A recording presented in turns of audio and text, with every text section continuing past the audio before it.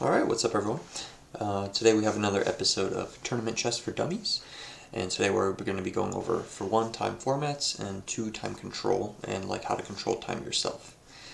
That sounded kind of redundant, but let me go over everything for you. So for over the board chess, you'll find that the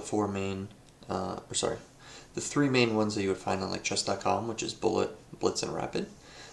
You have those final two formats, but then you have one added on called Classical, and normally you don't see any bullet games happen over the board, except for at like bars or something like that. You might see some games, and that's just because that over the board it actually takes more time to move pieces and they can get knocked over, and there's no such thing as pre-moves, so you can get kind of sloppy with hitting the clock and moving the pieces. So bullet isn't really a thing, not for tournament play, especially. Blitz is a format, normally between 3 and 5 minutes. Rapid is a format, although this is normally like the high-rated players. Normally people either do Blitz or Classical for tournament chess. But it's still a thing, between 15 and 30 minutes normally. This does differ and vary a little bit. Then the most common format that tournament players do is Classical chess. And the way that this differs from Rapid is that normally classical games can go a long while. They can start as little as like 45 minutes, and then they go as long as like 3 hours or more. And there's a lot of different ways that you could do this. There's like time additions, there's like, time for different moves, like in pro play. Sometimes they give you 2 hours for 40 moves, and then you're granted more time. But as far as like your normal tournament player, you normally don't have to worry about that stuff. The difference I have here between increment and delay, because you will see that with time formats, is that increment is time that is added to your clock.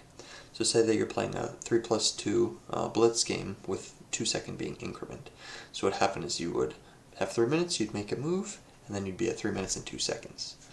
Now let's say that you're at a 3+2-second delay for blitz. This is slightly different. You're going to have 2 seconds to make your move before the clock starts going down from 3 minutes to 2:59, etc., etc. And once you make your move, you don't get any time back. You just have whatever you had.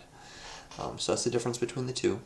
You can kind of gain time back with increment, but with delay, all it does is it just allows you to have a bit of breathing room for making your moves or making notation and stuff like that.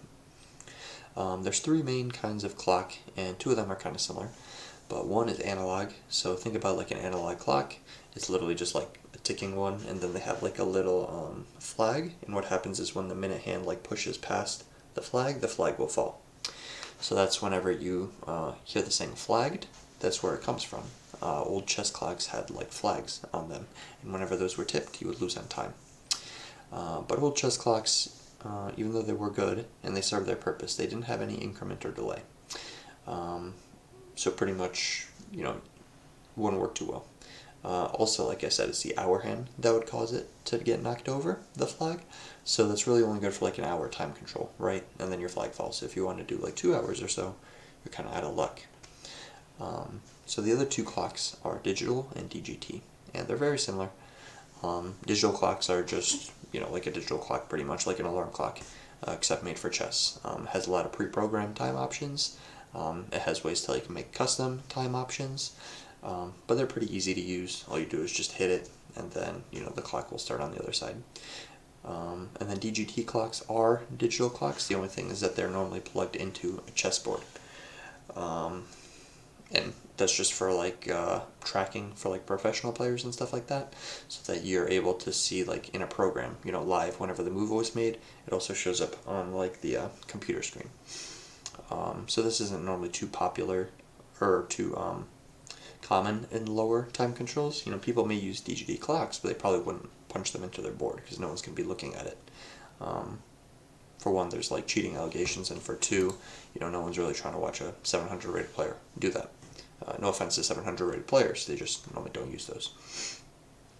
How does this work with notation? So if you remember, for tournament chess, you do have to notate your moves. For classical games, for blitz, they don't care because the time's so quick. But there's a couple of ways you can do it. I'll tell you the way that I do it. Pretty much what I do is I first make my move, then hit my clock, and then I'll write it down. So that way I'm writing down my move on my opponent's time. And yes, this doesn't really matter whatsoever. I'm only gaining, say, like 5 or 10 seconds per move. But, the way I see it is that if you have a 40 move or 50 move game and you add 10 seconds to each of it, then that's, 500 seconds. That's not something tiny. That's like an 8-minute advantage if my math is right. I don't really know. I think 360 would be 6 minutes. So I don't know. It's up there though, right? So you gain a couple of minutes time advantage if you write down your move on your opponent's time.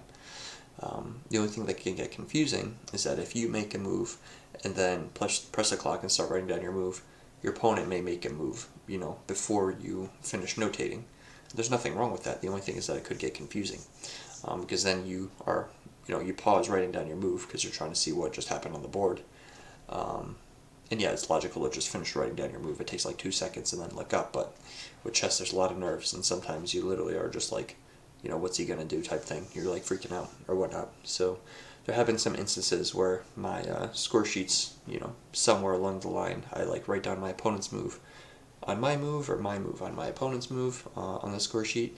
And fortunately, no issues come up early that I need the score sheet to show my, to show an arbiter or anything like that, or a judge or a coach. Not a coach, but like a judge or something like that. Fortunately, that's never happened, but whenever I go back to look at my game later on, I have to remember what happened, as opposed to just write down the notes and just follow the note along if I wanted to study my game or show someone else my game. But yeah, there's no like set rule or anything, I don't think. Generally, there is something called like under 5 minutes or under 10 minutes you don't have to notate. You could always ask to find out for your particular tournament when that is that you don't have to notate anymore. But I mean, you're probably safe to do it at like 10 or 15 minutes, whatever you're comfortable with. I don't think anyone's going to call you out for being in time pressure and, focusing on playing as opposed to writing down moves. It's not like you get to 30 seconds and you have to still write down your move or whatever. You could just like say screw that and then not worry about it anymore. How to spend time. This is the last thing I want to touch on as far as time controls. And this all depends on your strengths of the player. And I know that sounds like a cop-out, but it's true. If you're someone who really struggles to find an advantage in the opening, or not find an advantage, but you struggle to even stay even in the opening and you're like catching up in a lot of games, dedicate a lot more time to the opening. Yes, that's harder to do in Blitz because it still takes you a while to figure out the opening, to not blunder any pieces or not get like a really bad position. But you still want to spend a lot of time making sure that you're at least able to play the game. In classical time formats, what I normally do is first few moves are blitzed out just because that's normally going to be your theory. And then whenever you break out of theory is when I start taking a good amount of time, to figure out the position and how I want to play, etc. One thing I don't recommend doing, though, is overthinking the opening, because anything can happen in chess. If you're trying to find a way out of danger, spend all the time you need, the full 2 hours or whatever you're given if you need to. But if you're just trying to find out, if X line is better than Y line and which one you would prefer to do, then just go with whichever one you thought of first, or, kind of like a test. If you're thinking it's A or D, don't, if you originally had A, go with D. Try to stick with your first answer. Same thing with chess. If you're, this isn't only for the opening, but for any stage of the game. If it's not like a crucial moment, but it's just a moment of which one will I prefer, or which one will give me a slight advantage, then, don't waste the time. Just play the one you're pretty comfortable with that you thought of first, and then go from there. Do leave yourself a lot of time for endgames. It would be a big shame if you played like a 4 or 5 hour chess game in a classical game, just for the last 5 minutes for you to blunder, a win or a draw and end up losing or end up drawing when you were winning, anything like that. So do give yourself a lot of time in the endgame if you need it. If you're someone who, plays a crap ton of blitz and you can play endings with your eyes closed pretty much, then, just leave yourself like 3 minutes or something small like that. If you're someone who needs to, look at the board and each turn, do the math in your head of, how many times the king has to move over, where the rook needs to go, all this stuff, then, leave yourself more like half an hour for the ending or something like that. But these are things you'll only figure out if you examine your own play. So if you have a tournament coming up and you are, not sure how you are as a player as far as time control is concerned, then look at your past games and look at, if you were able to convert most of your end games. Look at how many of your opening games you came out with an advantage as opposed to a disadvantage to. And then once you have your own info and you realize where you're weak, just dedicate more time to that. The great thing about classical chess is you can fix a lot of your shortcomings that you have in online chess with just having more time. Like if you're not a tactical player, but you have 2 hours on your clock, then there should be no excuse for you to miss, most of the tactics. If there's a really hard one, or if there's just like one you missed out of like 15 or something, don't beat yourself up.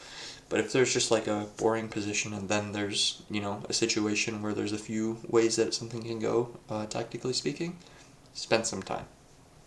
If you're someone who struggles with openings, do not blitz them out when you have several hours to play. And then same thing, I already touched on it with the endings, but if you're kind of bad in the endings, or you often blunder, a win or a draw when you have one, just take your time.